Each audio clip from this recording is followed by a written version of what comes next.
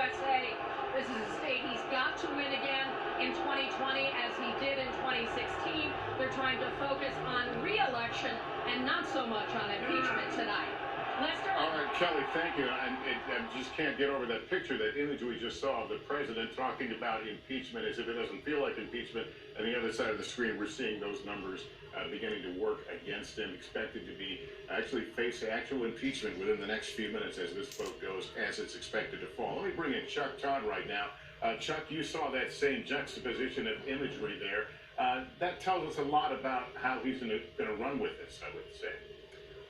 Well, it's been his, look, politically it's the only way to survive this process, which is rally the party to your side, polarize the process, and look, this has been a successful strategy for this president to survive the impeachment process politically, meaning not get ousted from office, try to make it so that it's impossible for a Republican to criticize him in public. So on that score, he has succeeded in creating this, but all he's done is fought this to a draw. This is the polarized picture of America. I mean, the Democratic Party almost is united in believing he needs to go, and the Republican Party is almost united in believing this is a witch hunt.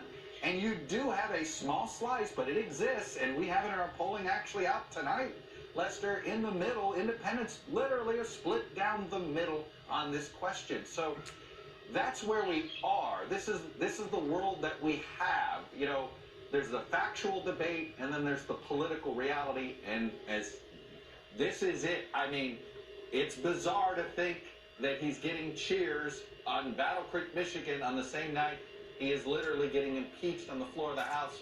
It is bizarre, but historians will make more sense of it than we can right now. All right, Andrew Mitchell, Chuck mentioning that the polling continuing to show nothing has really fundamentally changed. So will actual impeachment change anything?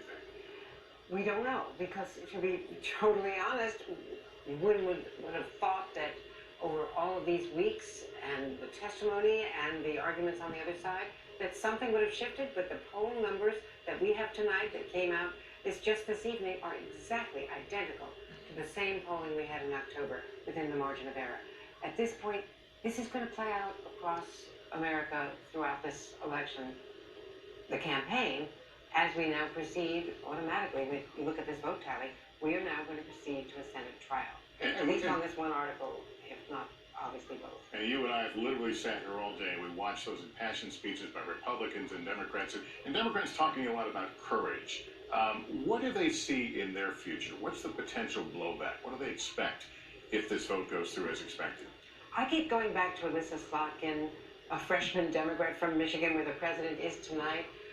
One of those national security Democrats who was inspired to run for office, a former CIA and Pentagon official, inspired to run over health care. And now she's facing, she said, the possibility of losing her political career next year over this vote. But she told a very angry town hall meeting, there were cheers and jeers, that she felt that this was the right thing to do in her gut, that she studied it all weekend on her farm in Michigan, and that she felt she had to do it. She and the others, about 30 of these moderate Democrats who were from swing states, from Trump districts, now have their jobs and possibly control of the House, as well as the White House, of course, is on the line over this vote and what happens in the Senate trial. And